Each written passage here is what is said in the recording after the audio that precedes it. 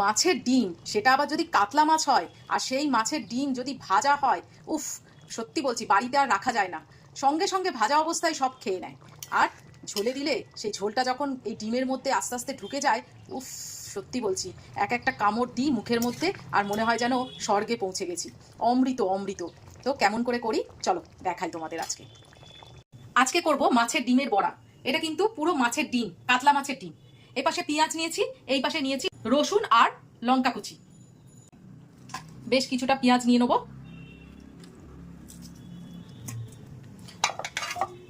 ডিমটাও নিয়ে নেব, সঙ্গে একটু বেসন নেব। বেসন এখন অল্প নেবো, প্রয়োজন হলে আবার নেব। কারণ হচ্ছে কি, বেসন বেশি পড়লে না কেমন যেন ইট ইট হয়ে যায়, আমার মোটে ভালো লাগে না। কালো জিরে নিলাম আর প্রয়োজন মতো নুন নিলাম। এবার এটা খুব ভালো করে মেখে নেব। আবার তেল দিয়ে দিলাম। এইবারে মাছের ডিমের বড়া করে নেব।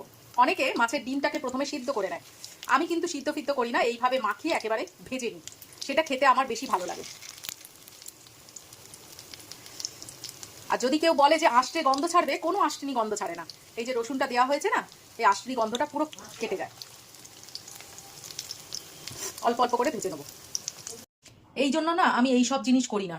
এই ভাজা অবস্থায় যদি সব খেয়ে নেয়, আমি তাহলে কি রেসিপিটা করব তুমি বলো? এত সুন্দর খেতে হয়েছে ভাজাটা, কেউ আর লোভ সামলাতে পারেনি, দুটো তিনটে করে সব খেয়ে নিয়েছে। এবার তো দেখো এইটুকুনি বেঁচেছে, আর এইটা দিয়েই আজকে রেসিপিটা করব। এই পাশে কড়াইতে তেল দিয়ে দিয়েছি আর নুন হলুদও দিয়ে দিয়েছি। এবার দেবো সামান্য একটু চিনি। চিনিটা দেওয়ার সঙ্গে সঙ্গে আলুগুলো ছেড়ে দেবো তেলের মধ্যে। এখানে আমি মাঝারি সাইজের দুটো আলু নিয়েছি। এবার এটা লো ফ্লেমে ঢাকা দিয়ে দেবো। আলু আমার ভাজা হয়ে গেছে, এবার আলুগুলোকে তুলে নেব। এবার এই তেলের মধ্যেই দেব দুটো পেঁয়াজ কুচি।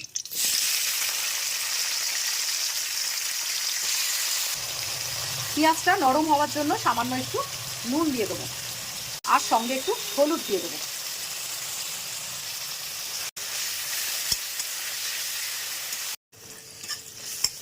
পেঁয়াজের কালারটা অনেকটা চেঞ্জ হয়ে গেছে। এর মধ্যে আমি একটা পেস্ট দিয়ে দেবো, আদা রসুন কাঁচা লঙ্কা জিরে ধনে।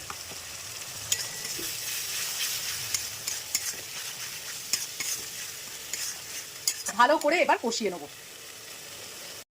মশলা থেকে তেল ছেড়ে দিয়েছে। এইবারে আমি একটা পেস্ট দিয়ে দেবো, সেটা হচ্ছে টমেটো আর টমেটো আর গোটা গরম মশলা। যেহেতু আমি গুঁড়ো ব্যবহার করি না, তাই জন্য গোটা দিলাম। আর দিয়ে দেবো কাশ্মীরি লঙ্কার গুঁড়ো কালারের জন্য। এবার এটাও সুন্দর করে কষিয়ে নেবো যেন টমেটোর কাঁচা গন্ধটা চলে যায়। দেখো কি সুন্দর মশলার কালারটা লাগছে, পুরো তেল ছেড়ে দিয়েছে। এইবারে আমি জল দিয়ে দেবো। প্রথমে মিক্সির বাটি ধোয়া জলটা দিলাম, তারপরে গরম জল দিচ্ছি।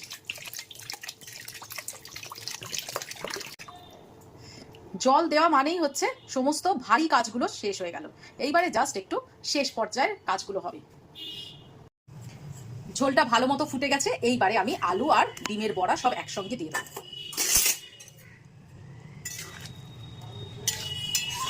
চন্দ্রমুখী আলু বলে একদম ভাজতে ভাজতেই গলে গেছিল, বেশিক্ষণ ফোটাবো না, একটু রাখলেই হয়ে যাবে। এইবারে লো ফ্লেম করে আবার ঢাকা দিয়ে দেবো। রান্নাটা আমার হয়ে এসছে একদম লাস্টের দিকে, এবার নামিয়ে নেবো।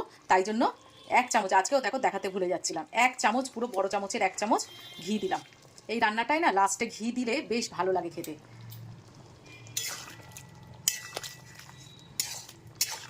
স্ট্যান্ডিং টাইমে রাখলে আর একটু ঝোলটা টেনে নেবে, তাই জন্য এখানেই আমি গ্যাসটাকে অফ করে দেবো। তো কেমন লাগলো অবশ্যই বলো। দরকার হলে তোমরা একটু ধনেপাতা দিতেই পারো, আমি ঘি দিয়েছি বলে আর ধনেপাতা দিলাম না। এটাই আমার খেতে খুব ভালো লাগে আর দুর্দান্ত খেতে হয়েছে, বিশ্বাস করো। আর এই যে স্ট্যান্ডিং টাইমে রাখবো না, এই বড়াগুলোর মধ্যে আরও এই ঝোলটা ঢুকে যাবে, আরও ভালো লাগবে খেতে। বড়াগুলো যখন মুখে পড়বে না, তখন দারুণ খেতে লাগে। তো কেমন লাগলো অবশ্যই বলো। কালকে আবার একটা নতুন রেসিপি নিয়ে তোমাদের সামনে হাজির হব। আজকের মতো বিদায় নিলাম। তো টাটা।